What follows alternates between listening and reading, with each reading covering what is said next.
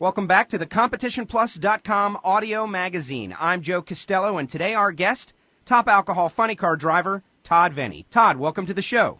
Hi, Joe. Thanks for having me. I've got to say, you have got a very interesting career going on. You're walking in both worlds, part media, part driver, doing very well behind the wheel of the Permatex Follow a Dream funny car. How's the car been running so far this year? It ran great. I think we've run in the 550s more than we've ever run. We've run 3 or 4 of them at both races, so it's running good. It was running real good at the end of last year also. You guys have really got things going on and have turned up the wick. Now, you are also a very talented writer. That is very interesting. Most drivers only have time to focus on what's going on behind the wheel and some work with the team. You kind of wear 2 hats in this sport. Yeah, I don't know anybody else who really does that.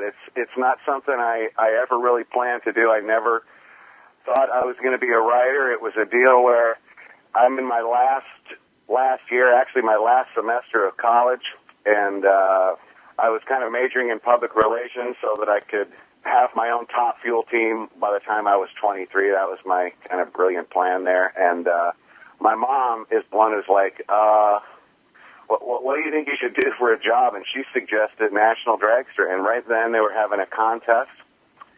And you had to submit a story, and I just sent in something for this one class I had, and I guess they liked it. And, a couple months later, I moved out to California, and that was 23 years ago, and I still write for a living. The experience gathered, though, by being around the sport of drag racing and then being able to put it to words has to have been invaluable. Yeah, before I ever drove, I was around racing just because my dad was, a racer from the time I was a little guy, and that probably does help, that racer's perspective.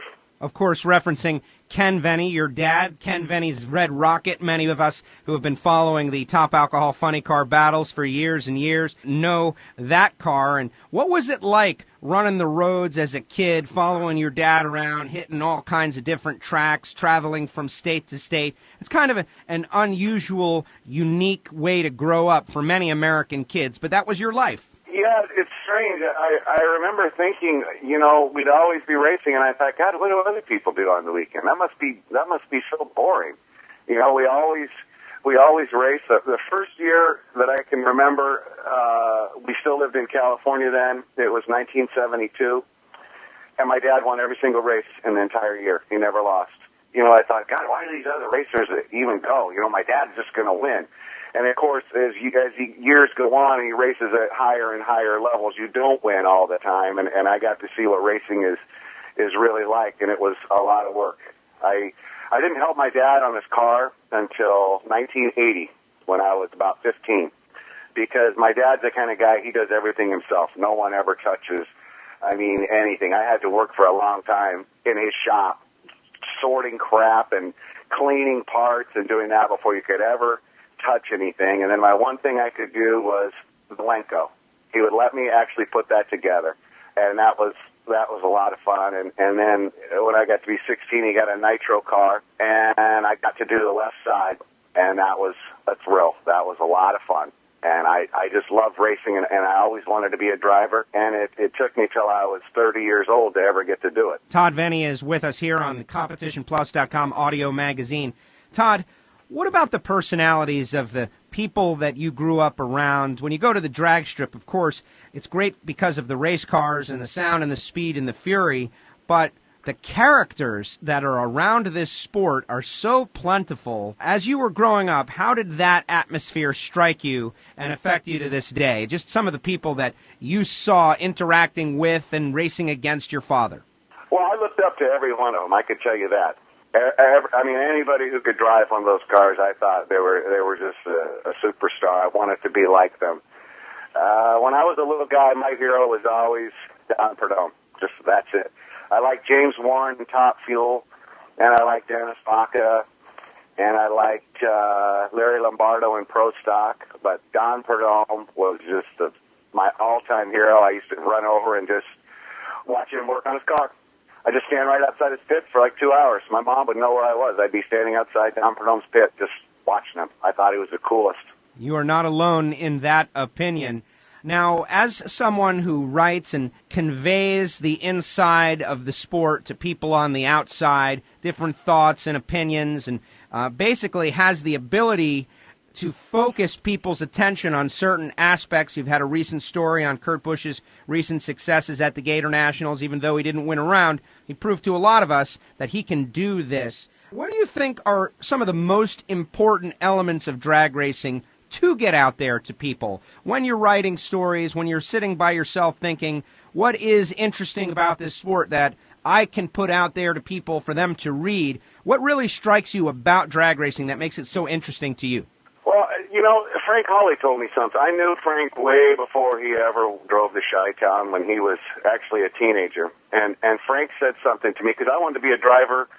He was already driving when he was about 17 or 18, and I was talking to him at this track in Cincinnati one time. And he told me something, and it turned out to be true. He said that, you know, a lot of people could drive the cars. Not very many people could drive them well. But a lot of people could drive. But he said the single number one most important thing that they could ever be is desire.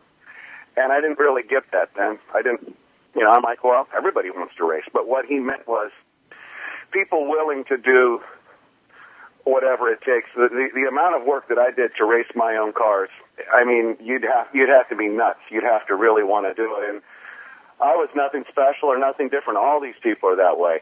You have to make it basically the most important thing, and racers are like that. And you have to be confident when you're behind the wheel, I think, to do well. So, you know, and you have to be able to forget if you've made some little mistake. But just desire is the single, I think, most important thing. The ability to do any amount of work when so many things happen, and you're like, well, that's it, I guess I'm done. And then you're not done. You have to think of some other way to get where you want to get. And all the greats, I think we're like that. I think like a Shirley Muldowney or a Garlitz or Perdome or anyone in any Bob Glidden obviously could outwork anybody. My dad used to, in the 70s, my dad used to do this all the time. He'd only sleep every other night. He'd just work all day, work all night, work the whole next day, sleep that night, and he did that for a long time. He'd build his own cars. He didn't have a lot of money. He was a regular guy. You know, he did what he did because he's a very smart guy, but because of his desire to get to the top, and he made it. And Todd, you look to be making it as well. Very talented alcohol racer, having some great runs, but you've already mentioned that when you were young, you wanted to be a nitro racer. Now that you are very close, one rung down the ladder pretty much, do you have a desire to go nitro racing? Oh, absolutely. I think anyone in alcohol racing does. I could be an alcohol racer for the rest of my life. It's already gone better than I thought it would. You know, I could do this and I could like it. It would be enough. But, yeah, I mean, I'm sure you want to race nitro. Jay Blake, that's on his horizon. I mean, that's what he's working toward. My fondest wish would be to do it with him, do it with all the guys on our team. But I don't have to do it. I love alcohol cars. They always were my favorite. But if you're going to make a great living in this sport, you have to burn nitro. And, of course, you'd want to race the top guy. You know, I'd love to do that. I mean, it's something that I think about all the time. My dad was joking with me a couple years ago. He's like, well, you're not a woman, you've never driven a nitro car, and you don't have any money. So why is it you think you're going to get to do this? But you never know. You know, there's a lot of, you just never know how things go. Obviously, the situation in this country right now with the economy isn't that great, but things turn around. Things can be bad, and then they can end up being good. So yeah, it's something that is out there that I think about a lot, and I would most want to do it with Jay and his team. But yeah, I would definitely want to drive a nitro car.